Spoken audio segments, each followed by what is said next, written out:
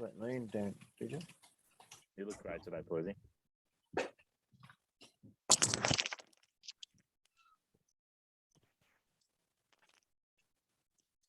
I think I have to stay focused and let people in as they want to come in.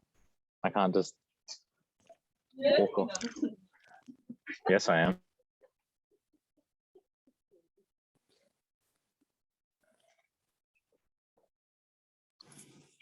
That is an ugly head to wake up to. Adam, I am the host and I have a lot of power, so shush. I'm glad you're the host. Could you like to share my screen? I sure can, Mr. Woodward. Thank you.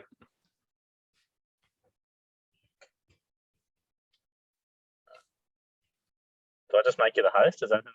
Yeah, if you could, that'd be great. Morning, David. Morning, Lee. How are you? Very, very well. You look fantastic today, Lee. My screen just froze there for a sec. Beautiful.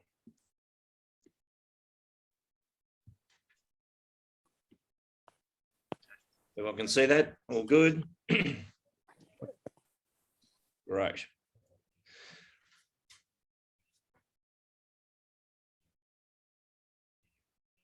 And who's going to give me the market update up there? 840 is now the median price in Port Macquarie, Lee. 840. Yes. And how are the owners?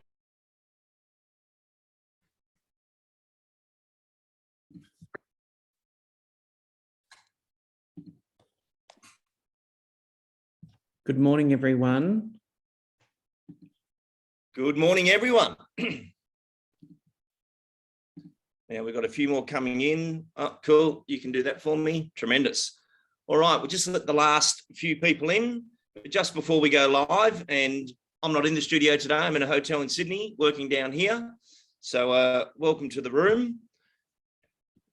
And I'll just let these last people in.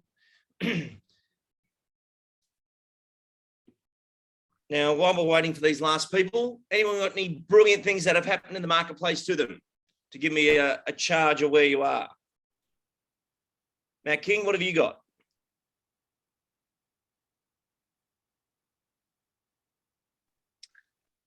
I'm pretty recent, like pretty new to the sales game. So I haven't got any listings or anything at the moment. Just do a lot of prospecting. And what's working in prospecting for you? At the moment, I'd say door knocking and cold calling. Okay. And when you door knock, let's say you get someone who's not now, but 6-12 months, what's the sequence of follow-up you're using them at? So I've either got them on price updates, and then I've got a message in the agent box to follow them up in, depending on how hot they are, couple of weeks or just on that quarterly price update. Fantastic. Well done. And how many price updates have you been able to get out there so far? Can't tell you the exact numbers, but it'd be probably at least two or three a week. Oh, that's really good. And again, today we're going to be discussing vendor management, but the listing starts when you first meet the person. And I think having an intro when you've been eyeball to eyeball like that is very different to just meeting someone at an open house in 12 months' time.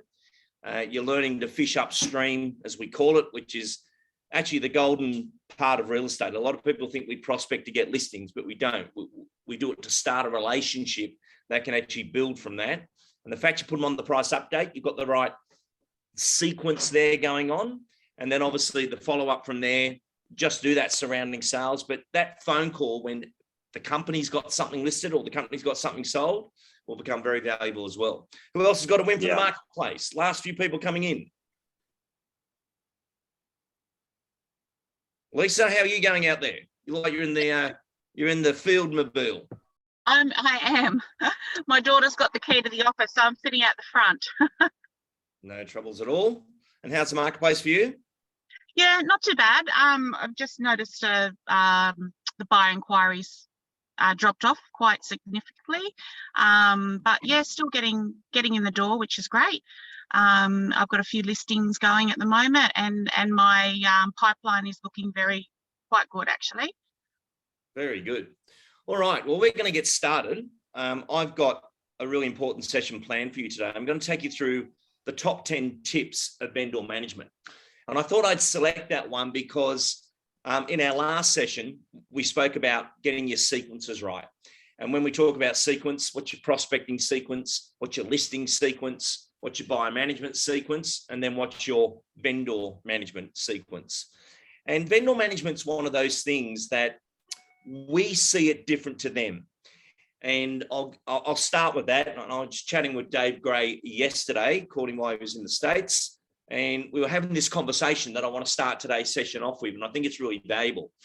We see the marketplace as an active place. So we came in one day and the buyers have gone nuts and they're paying incredible prices. We come in another day and they've settled a little bit. The owners have changed their tune and they're now starting to feel, we use that word greedy, but their expectation is out of sync with the marketplace that we are in. But then you've got today's brand new owner coming in. And today's brand new owner isn't affected by the market. They're affected by their decision of why they're choosing to go on the market. And for a lot of people, they don't watch the market at all, but something happens like a job relocation or an unfortunate situation with a marriage breakup. Those people aren't thinking it's probably not the best time to sell. It's a real-time thing for them. And what we've got to do is not use the market influence to ruin that chance of winning that business and educating that owner. Now, yes, we're going to be telling about what the marketplace is responding to, but the owners, well, your potential sellers right now, or every brand new vendor you bring on from here, needs the same consistency from you. Be it the market's up, high, low, or medium, it's irrelevant. Our sequence of what we're going to do is the consistency. And I know myself, as a real estate professional, one thing I loved about vendor management was I was the company to the customer. This is my customer. And although I was assisted by support, admin, marketing, I'm still the facilitator of that. And this one customer I'm going to invest in to get my next 5 customers out of it. And I think that one change of thinking changed everything for me. Whereas, you know, being a young agent coming through the ranks, you would see all the other guys just, let's get them on, let's get them off, let's get them on, let's get it off. And they looked at the vendors or the property sale as a way of earning that fee, which is fine, I get that, but they didn't see past that. And that's why they didn't have an established client sequence and so forth. Everything was in real-time desperation. And Matt's point before about, okay, I've just started, I'm out there door knocking, I'm starting my relationships. I can tell you now, if we look a few years down the track, there's going to be a door knocked that created 5, that creates another 5, because one sale generates the other. And investing in people is all we can do. So as I take you through these 10 steps, and yes, you'll get the slideshow, I'm not sharing these with you in a way of, this is the checklist of what I should do. You guys are all beyond that now. You are in a position where this is your career, these are your clients, and this is your chance to build how you work with the customer. And once you get, and everyone talks about this terminology, the customer experience. The customer experience is not a checklist. The customer experience is how you feel about serving others. You're my customer today. You know, I do my preparation. I make sure I'm in the right spot at the right time, but I value that I get the chance to speak to you. I don't just look at this as another gig, Elders, Port Macquarie, got to go on and have a chat with them, spoke with Dave. No, it's far more important than that. And when I hear people using the price update or following on from our listing systems and the work we've done from the Complete Salesperson course, that is what keeps me going. Because if any of us ever feel we don't have time to communicate to the customer, I think that's the time when you start to hang up your boots and think, I shouldn't be helping people, because we're in the business of helping people move. That's what we do. If you think, oh, all I do is sell houses and I get a fee for that, I'm going to say, change that thinking. We help people move, and we help them move up. We help them move down, move situation, move country, and they need our assistance. And people think, oh, you know, one day real estate's just going to sell itself. People won't need agents. Totally disagree with that as well. The agents needed now more than ever. We facilitate a sale using a lot of technology and platforms in order to get the funds into that nominated bank account at the very end of it. And when we present that information, we've always got our beginning, middle, and end.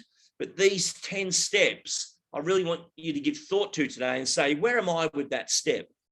Because when I write a module or a course webinar like today, I give it thought, but I go right through my resources and think, okay, what was the win there? And why is the Everything email converting sales right now every day to owners who have said no?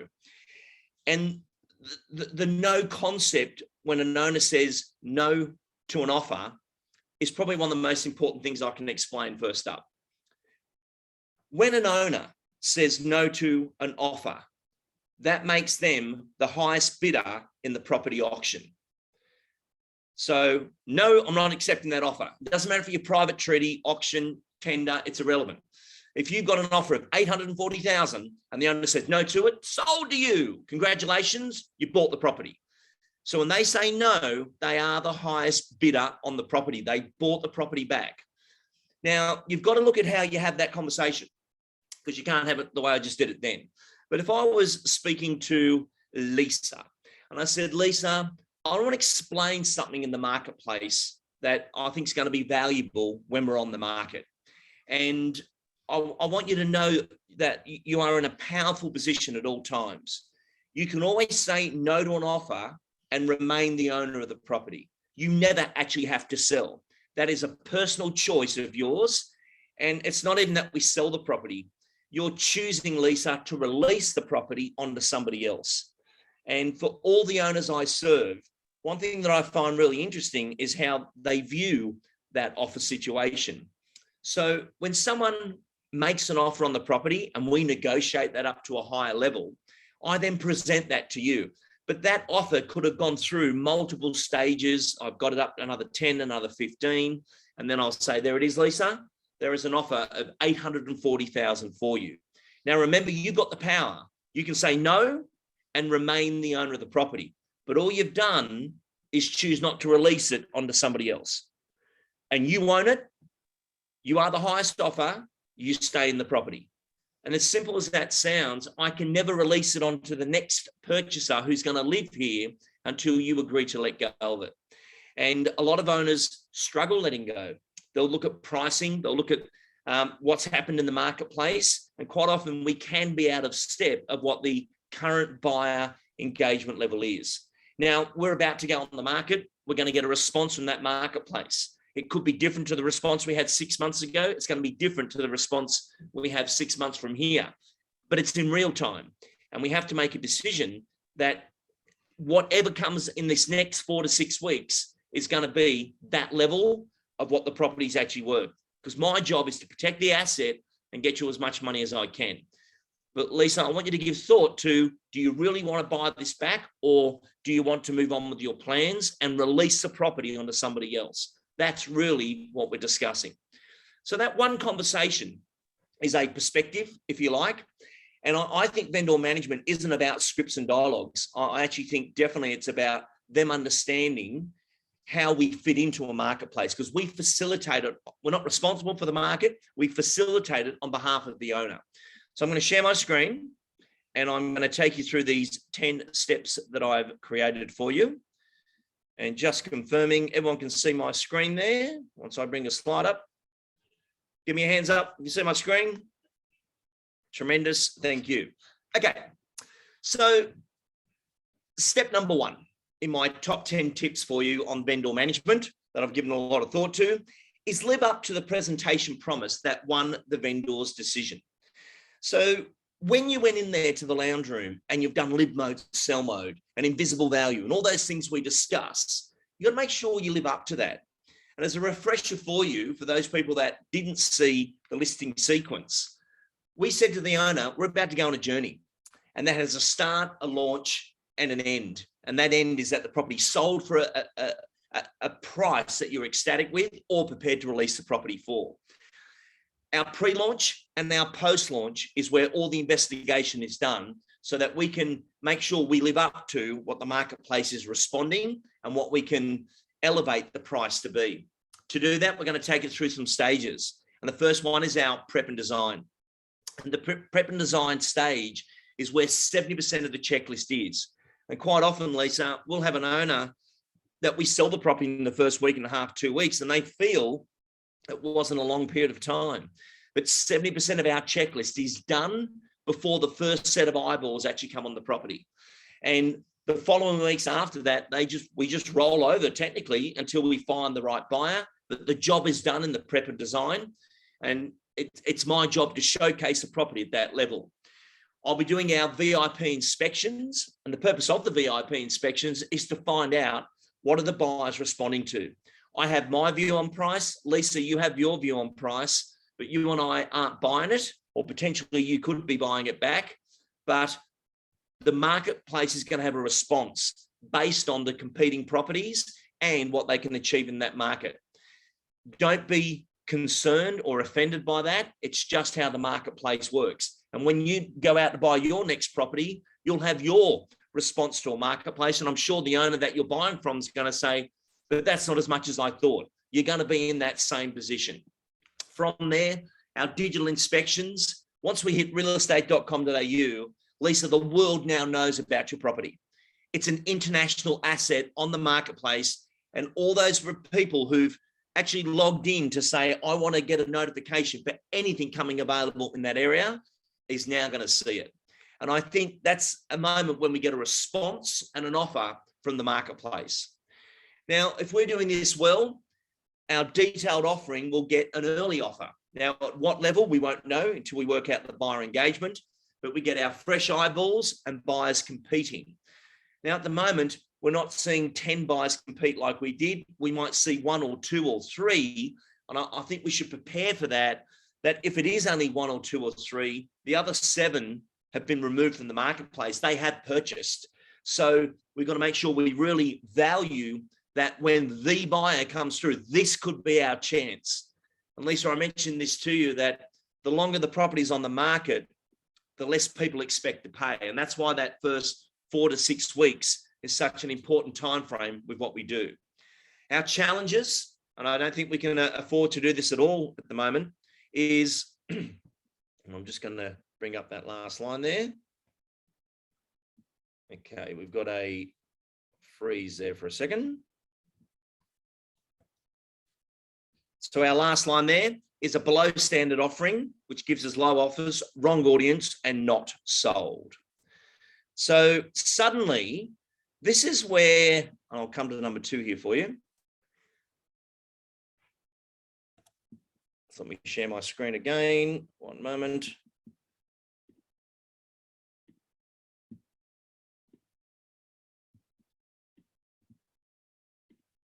Everyone can see that screen okay? We're all good? Excellent. Okay, number 2, confirm and sign off on your selling process, all milestones, steps and actions, and a detailed listed to settled checklist.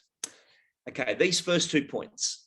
Point 1 was live up to your presentation promise. And I've just taken you through the listing presentation executive summary that we discussed some sessions ago.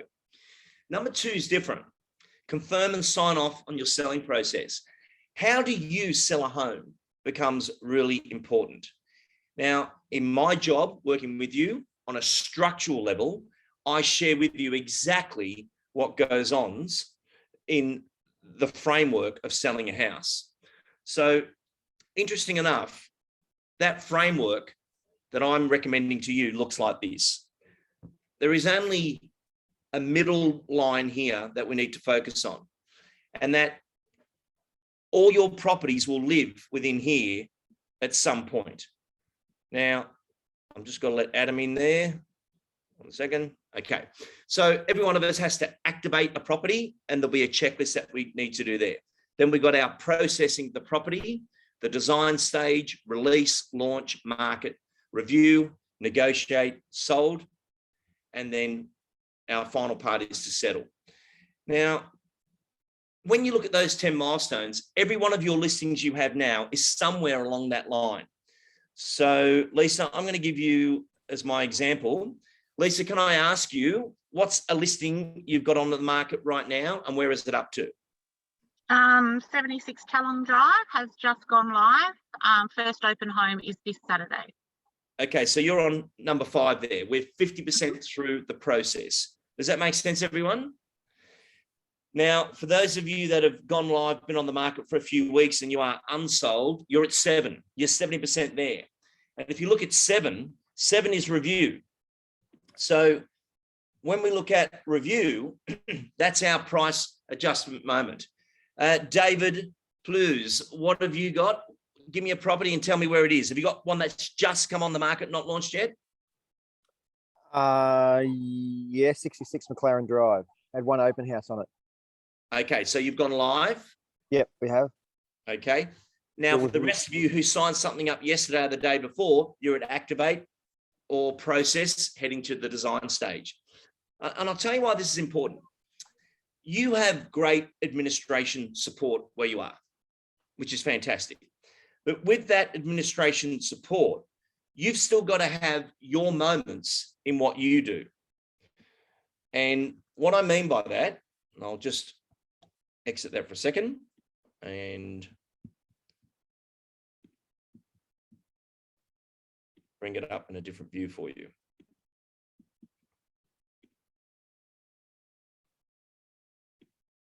Okay, so when we look at it this way, the listed to settled sales process.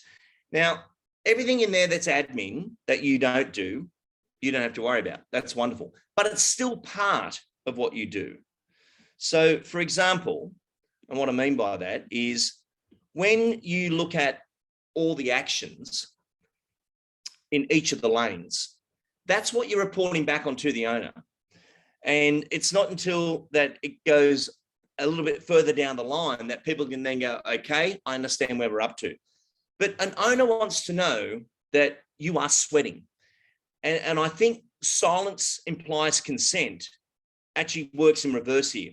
Meaning when an owner says to you, okay, so what's happening next? What's going on next?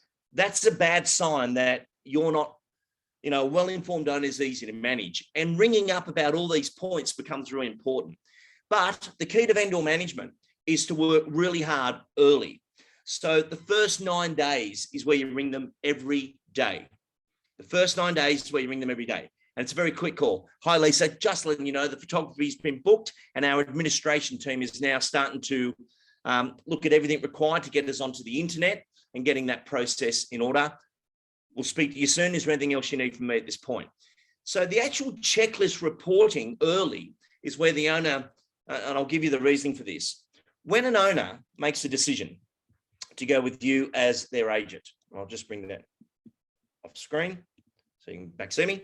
Okay, when an owner signs the authority on glass and they said, right, I'm going with Elders versus Ray White, you're excited, but they're thinking, I've made the wrong decision here.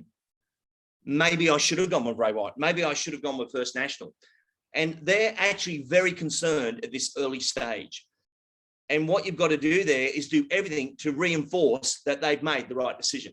And that's where the checklist becomes really, really important, that they're seeing that work that you're doing. And I'll go back to screen to get into those points. I was just sharing that because the screen's having trouble stay up with my slide there. Let me go back to it now. And we'll go on to our next point. Okay, this is the important one. When I show you that checklist that you've just seen there, it looks like an administration overwhelming checklist. When I show it to you this way, and can everyone see my screen there again? Just give me a wave. Okay, when you get this slide today, it's very important that you look at this as moments. And I'll give you some clarity. Behind each one of those dots, so you've got the circles through the middle, and that's your flow of how a house is sold. And no matter where you are in the world selling real estate, those 10 steps apply. Now, the steps give us the compartmentalization of where we're up to. And that's why when I was asking you before, tell me where the house is up to, it's at number 5, it's number 6. And coming up in the marketplace, we're going to see a bottleneck at number 7, where there's a lot of property unsold that we thought would have been gone by now because of the review process. And review is Latin for price reduction. But when I look at, so if you look at activate, sign agreement in sign, behind the scenes of that, there's a stack of work that has to be done. Now, if you go to milestone 6 and look at email blast, behind that, there's a stack of little tasks. So that's where all the tasks have been tucked away to now. But it just shows you in this view that there's like 23, 24 moments that go on in the sale. Now, the actions behind that, there's like 135. Actually, Elders has like 210 or something like that, that your compliance and administration team do. But my question to you is, do we communicate that well to the consumer, that these are all the things we're doing behind the scenes? But this is the moment today that I want you to understand most. As we look at this, if your vendor management system is about moments, what are your moments? Now, this one here, I've done off a model I was doing with some very high performing agents and teams. And one thing that they had that was very different to, let's say, a medium person working, was they actually had less in it, but more important things. And one thing that I noticed about the greats is they know how to strip it back, not overload it, but the communication points become really important. So I'll give you an example. Let's say I'm on milestone 4. My phone call's going to be about these 2 things. Hi, Lisa, it's Lee from Elders. Today, I'm bulking out a text message and an email to all my VIPs who I've registered as purchasers over the last 6 months. And I'm going to see what response we get from them, as I'm hoping to get them through the property. I've also sent you all the final photos and floor plans and information, and I just need your marketing approval so that we can start to get ready for the launch, which is going to be on Wednesday as we go live to realestate.com.au. Now, with this VIP, we may get a great response straight away and people want to see through, or we might have some price sensitivity as the marketplace is going through transition. But I will let you know what happens after that. Guys, the worst thing you could do is do a bulk email out to all your buyers, but not report that to the owner, because that's invisible to them now. That didn't happen. What have you been doing? You don't do anything. I should have gone with the other company. And this is where you start to realize the moments of a sale and how you report on that. I'll give you another example, and it's right at the settlement one. But when the pre-settlement inspection has to happen, it's amazing how different people play that. So some agents don't do anything. They wait for the purchaser to call, and the purchaser says, oh, my solicitor said I've got to go back through the property. Oh, okay, when do you want to do that? And then you ring the owner, and the owner says, why does the buyer want to come back through? And you think, wow, this moment has gone horribly wrong. And this one happens a lot, and I'll tell you the damage of it. The owner, your owner, gets so offended, they'll say, I'll never use your services again. I cannot believe that happened. I was packing up boxes and you brought the buyer back through. They actually see it as an offense on you. Whereas you're saying, but it's a pre-settlement inspection. It's got nothing to do with me. Hang on a minute. As agents, if a well-informed owner is easy to manage, we have a communications issue here that we didn't communicate through. So let's play that moment again. And I'll tell you a quick story while I'm doing this one. I was in an office and a very famous agent was doing this moment, and he rang the purchaser. Let's say the purchaser's called Helen. He said, hi, Helen, it's Matt here. How are you going? Oh, good. How are you?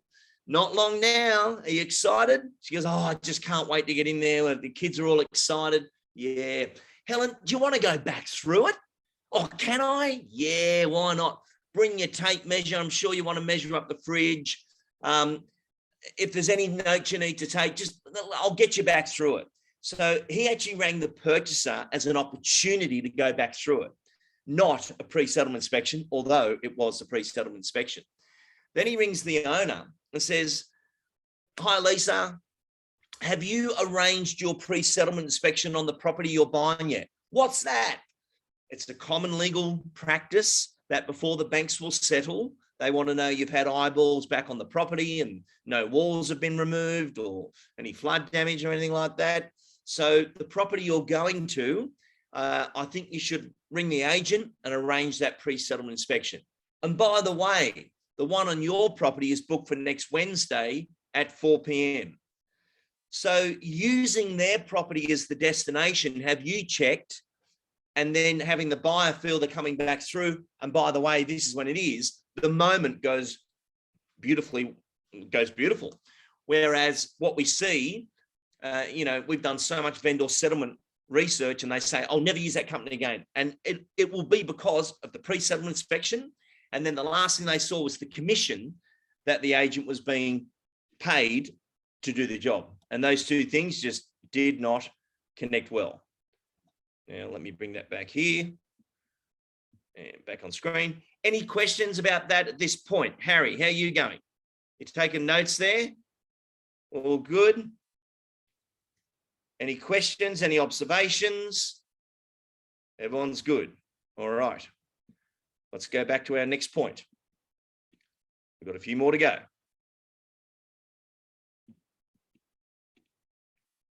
Okay.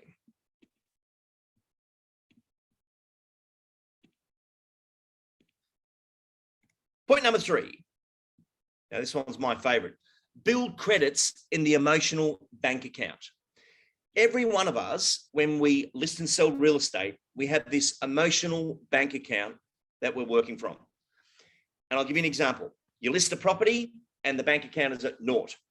And you say to the vendors, photo shoot's going to be there next Wednesday. I'm coming over myself. I want to show the photographers the dollar shot that I picked when I was going around the home the first time. I've already briefed them on this one. Really looking forward to getting over there. And they're like, oh, Lee's excited about the photo shoot and he's going to be here versus, yeah, I won't be there. It's got nothing to do with me. So I do go to the photo shoots. And I go to the photo shoot, I'm directing the photographers and I'm doing some leak marketing. If you remember that from last time where I'm taking a photo, the photographer taking a photo, because I'm starting to share that on socials and so forth. And the owner's like, oh, Lee's doing a really good job. I've now got a credit.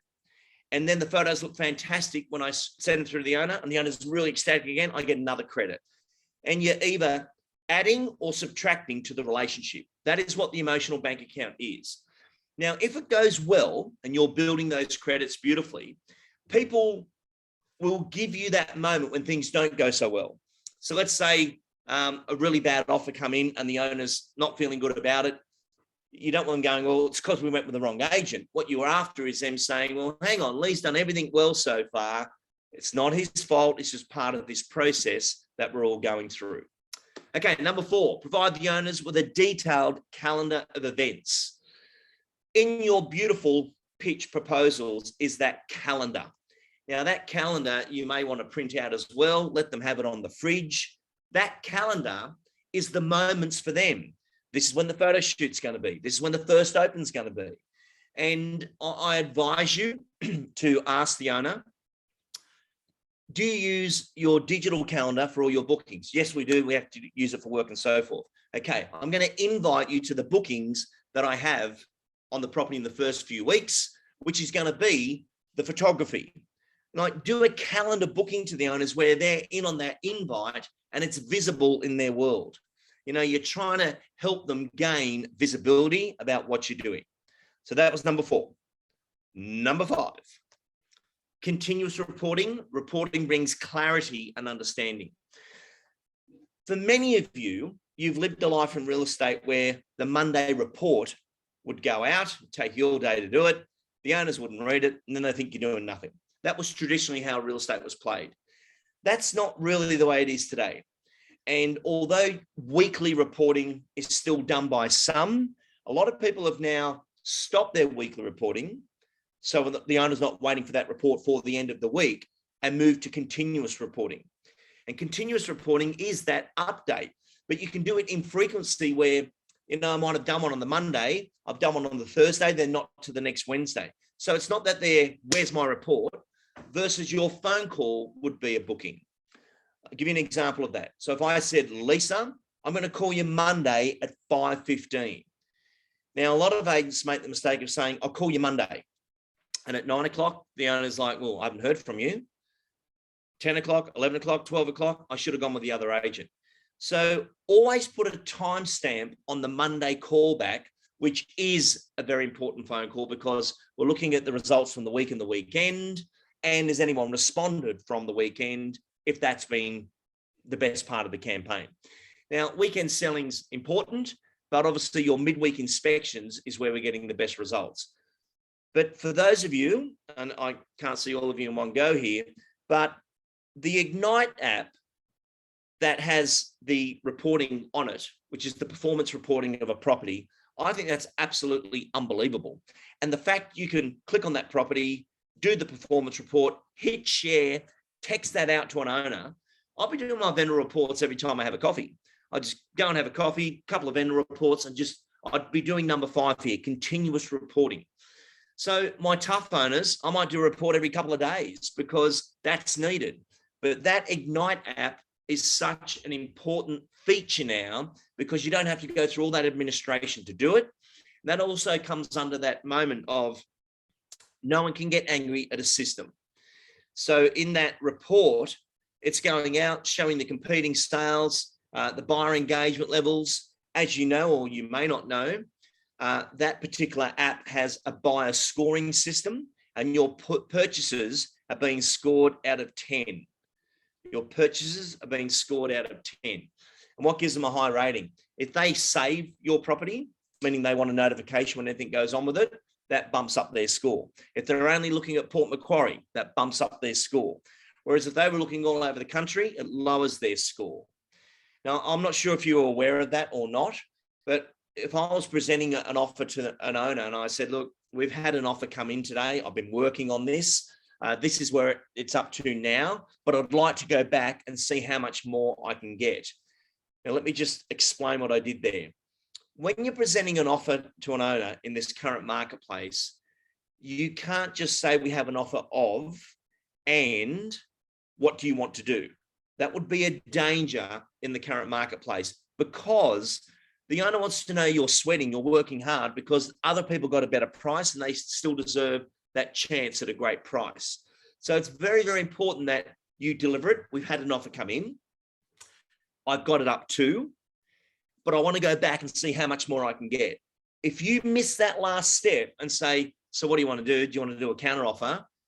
They will shut down on you in emotion and feeling where they say, yeah, you're not working too hard. Maybe I should have gone with somebody else. And if that moment happens, this is where number 5 is so important. We're 50% through the deal here.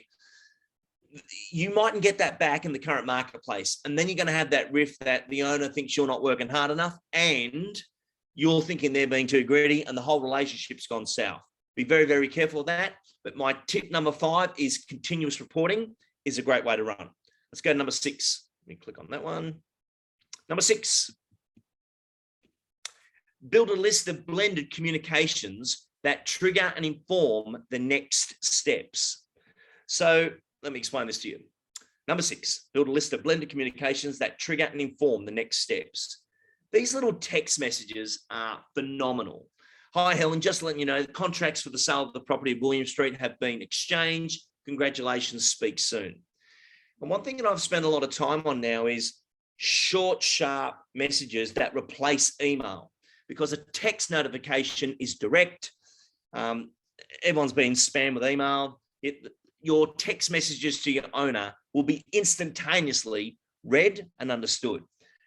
And I think I'm showing you exchange ones here, and that we sent correspondence off to the purchasers and their solicitors. But just consider, I'll just come off screen while I explain this.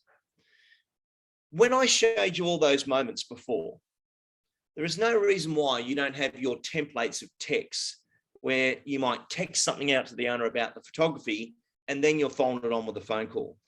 But what you're trying to build is a scrollable moment for the owner that when they look at you, they see all these communications. And yes, they were preloaded communications because you've got consistency to you. But I can tell you, I was selling a property about 10 years ago now, and great agent, one of our own members, was selling the property for me. But at the beginning of the relationship, he did say, Lee, how am I best to communicate with you? And I said, text message. During the day, due to my occupation, as you would know, I don't get that chance to just take phone calls. So if you could text it through. And the property was going to go for far less, 100 grand less than I originally purchased it for. So not the best result. And this is even interesting, me telling you this story, because you think, why would you sell the property if it's going to go for 100 grand less than you paid for it? Because I don't want it. I want to sell it. But wouldn't you want to hang on to it? I don't want to hang on to it. I want to do something else. But it went for, you paid 100 grand more. I'm aware of that, but I don't want it.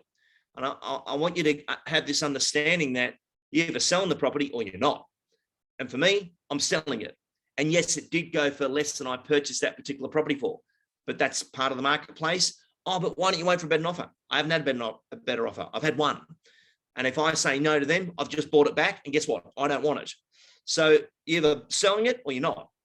And I think sometimes we get in the way of that with our consumers, and we block that thinking by, oh no, it'll be okay, versus this is the marketplace response. So let's go back to our final steps here.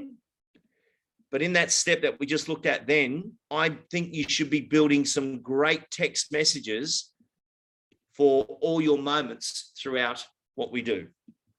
Okay, sharing screen again. Here we go. And we're spot on time, all good. Okay, number 7. Price consistency, provide real-time CMAs of competing properties and who bought them. Okay, this is a very, very important one. Your owner will have a situation where they'll say, Ray White's just sold that one down the road and mine's far better than that. Okay, that's a perspective. When a property does sell with Ray White, one of your buyers may have been the purchaser for that, or someone in your office has been dealing with that person. It's important you track that person down, because it's amazing to say to an owner, actually the person who bought the property off Ray White came through your property on the 15th. They purchased that one for 40,000 less than your own. And I know you felt yours is a better home than that, but to that purchaser, that was their personal choice, but they did come through your home.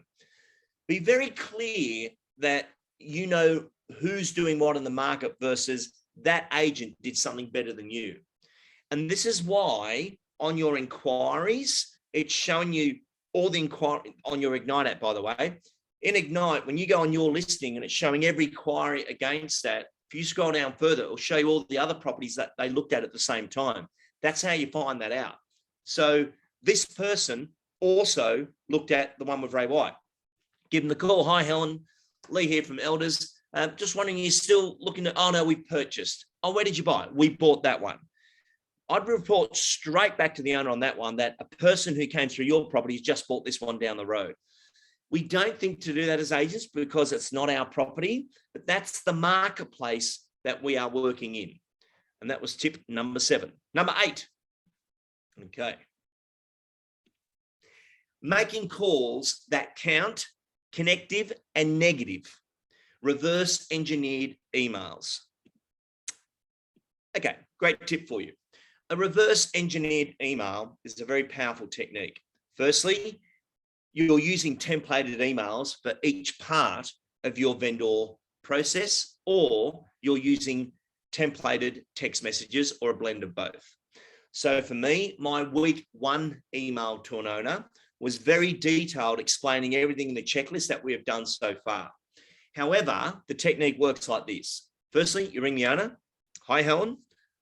Lee here, just letting you know what's been completed. We've ordered the photos, the floor plans come back, we've arranged for the signboard to be erected, we booked our place with real estate. And I'm reading off this email of all the bullet points that are already in there. I had that phone call and Helen says, oh, Lee, thanks for the update. You're doing a great job. Helen, that's all good. Let me just confirm everything I've just said in an email for you for your records.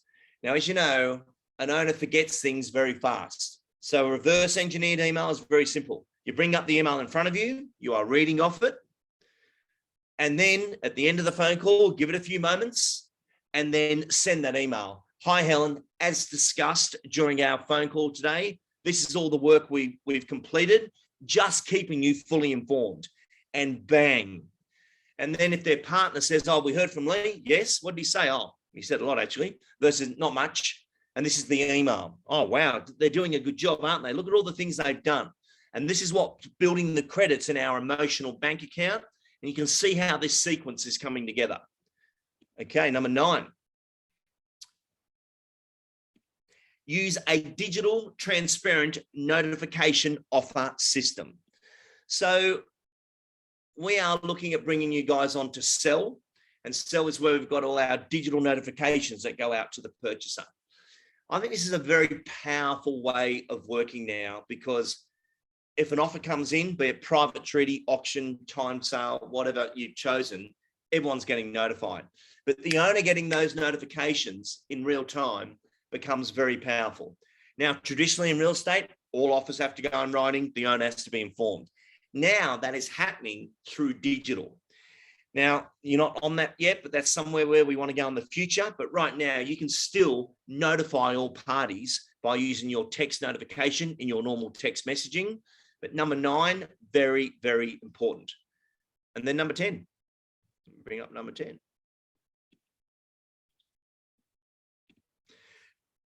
Don't be afraid, create a detailed everything email that steps out every moment of the property progress and the consultancy advice. Now, when you did the complete salesperson course with me, for those of you that did it, we'll be doing it again this year. But the everything email, which I'll bring it up on screen so you can see what it looks like, is this. Now, the email's got all the details and the headings of everything that has gone on, what we've achieved in the sale, the buyers who've come through, what they said, 3 buyers interest at 520, the comments, what people have said about the property. And this is an actual very famous email from the course, that the offer was rejected and then it was accepted after this email was sent through. But it's the headings of that email, and that's in your manual. If not, I will get that as a template to you, is very, very important in what we do. And the reason number 10, let me just stop sharing screen there.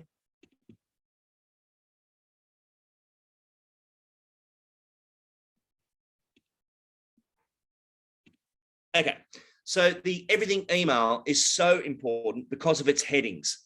And what you're actually doing there with the owner is an executive summary of everything we've done so far, because they're thinking you just haven't sold it, but they're not looking at the 50 groups of people that you brought through, the 5 offers we've had on the property, and those offers are now gone. Please write down this term for me. When you're speaking with an owner, that's a really important term. So I'm calling Lisa as my vendor, and I say, hi, Lisa. The interest on the property at the moment is this, but I want to discuss our withdrawn interest. I had Matt King, who was very keen on your property. He was actually going to pay the $835,000. He's rung me today and say, Lee, I'm withdrawing my offer. I found something else at $820 with an extra bedroom and a carport. So Lisa, we've lost Matt King. He's withdrawn interest now. Now, the difference here is a lot of people will talk about interest. Oh, we've got more interest, but you're actually causing drama to the whole thing. Withdrawn interest is where they get the clarity of what the property is actually worth and what they need to do in our next steps, versus everyone's up, we're all feeling great, this is all good, but we actually haven't hit upon what that is. Okay, that was our 10 tips for vendor management. Those slides will come to you today, but the one I want you to focus on, and I'll bring it up here on screen again,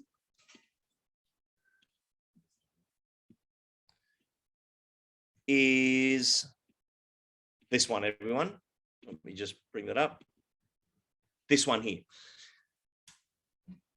Horizontally, you've got your flow of how real estate works for you.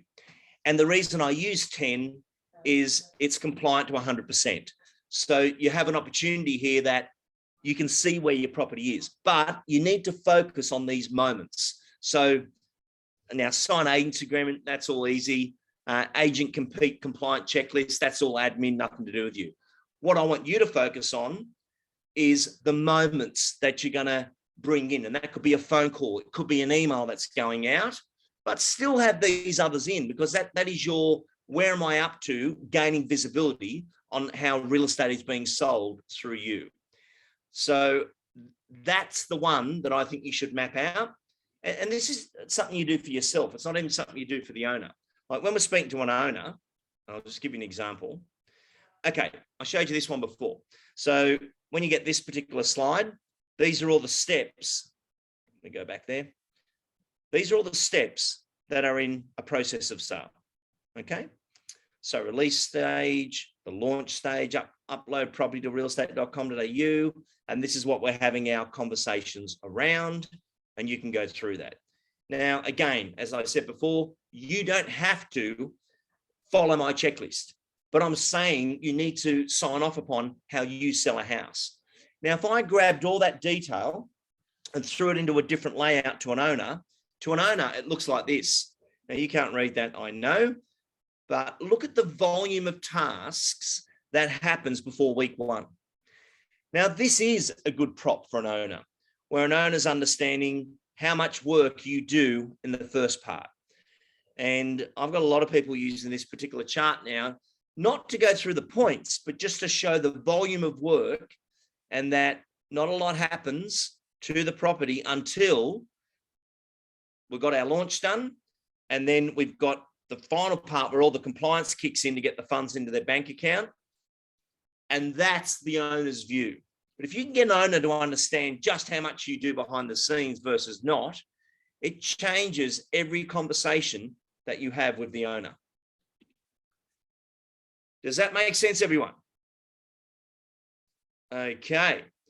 Can I ask for some moments there? What's been a key learning out of today's session, or something that you're going to take action upon? What have we got?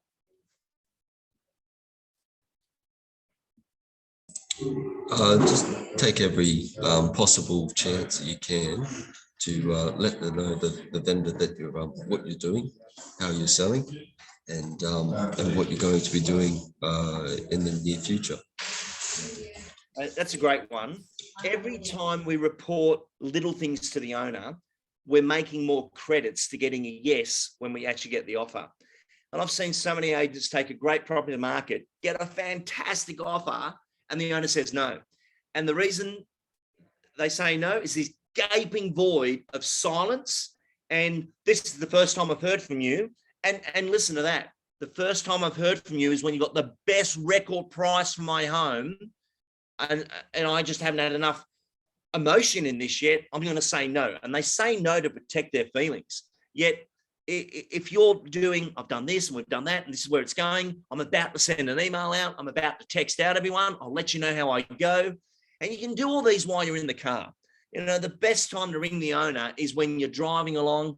Hi, Helen, I'm on the road. I've just been speaking to a few buyers about your property. One of them already drove past and she's wiped it off at the moment because it didn't have a garage, but I've got her to come back because I told her that's something that they could do in the future.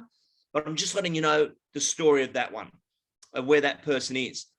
Australians love stories. And this is where you've got to share that story, share that task versus if you're just saying, I've got an offer, from who? Versus, I know we're running short of time. I'll just give you this final tip for you, which is not part of my 10 tips. But know how to segment an offer. So for example, Lisa is my vendor, and I'm speaking to her about a purchaser.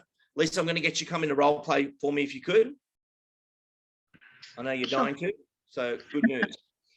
So I ring Lisa and I say, hi, Lisa, just letting you know that Robin Woodward, the lady from the Central Coast, the lady who came through the property last week, has reached out to speak to me again today, and she's actually requested a contract, and she's also requested I speak to her lawyer today.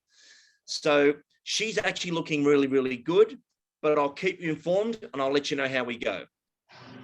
Excellent. So does she have an offer? Not at this point. She said she wants to come back through the property. She has looked at that other property you mentioned to me with Ray White and the other one with First National. She's seen those two, and they've actually given quite good indications that she would get those properties for less than yours. So she wants to come back through, but I haven't got her back through yet. I'll let you know when I do. Okay, great. Thanks, Lise. Thank you. That was step one. Call again. Hi, Lise, Lee again.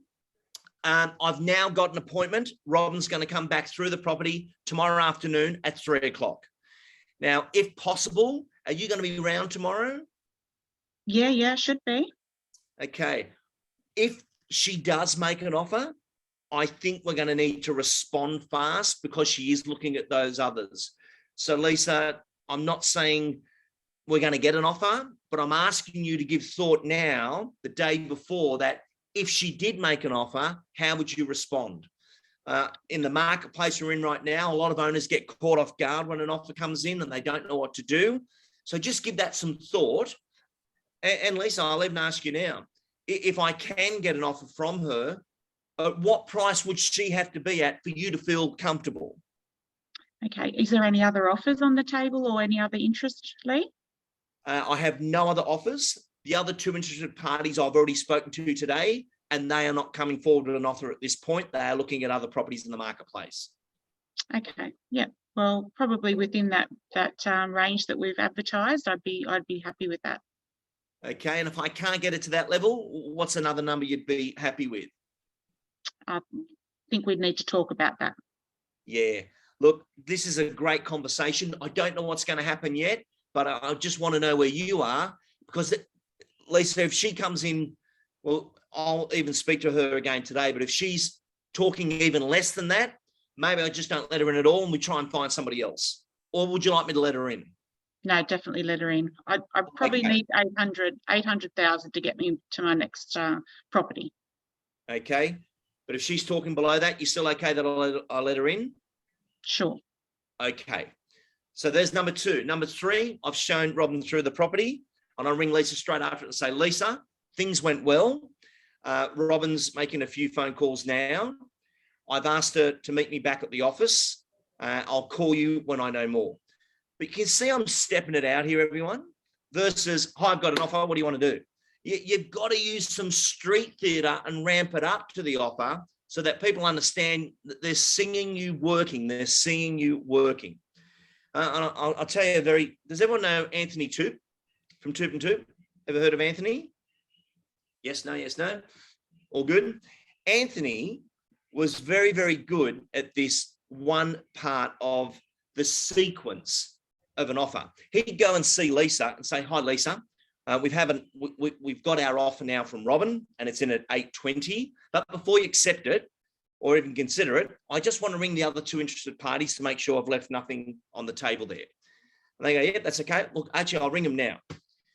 Hi, is that John? Hi, John. Yeah, Lee Woodward here. I'm at 25 William Street here with the owners. We've had an offer on the property today and it's under consideration. I know you had some interest on the property. Today, we are putting all offers forward. John, is there a price you pay for the property? Not at all. You're out. Have you seen something else? Oh, okay. So, John, at any price, would you go ahead? No, you're out. Okay, thanks, John. Lise, he's out. Ring the next one. He would ring the final buyers in front of him just so the owners could see them working. And if he had 3 or 4, the owners would go, just take the one we've got. And it was a brilliant technique of getting stuff over the line.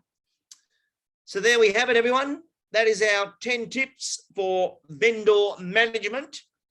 Please give consideration when these slides come through to what are your moments in a sale? What are your communications? Repeat that performance and you will have such a different experience as an agent when you're lifting your communication level and things go your way. Thank you, everyone, and I will see you soon. Have a great week and communicate well. Bye-bye.